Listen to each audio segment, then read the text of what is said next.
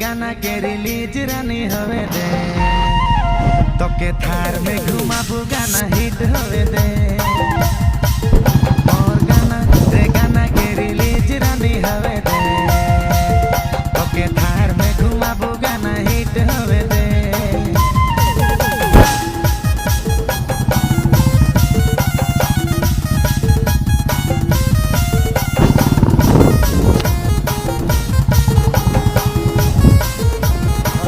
background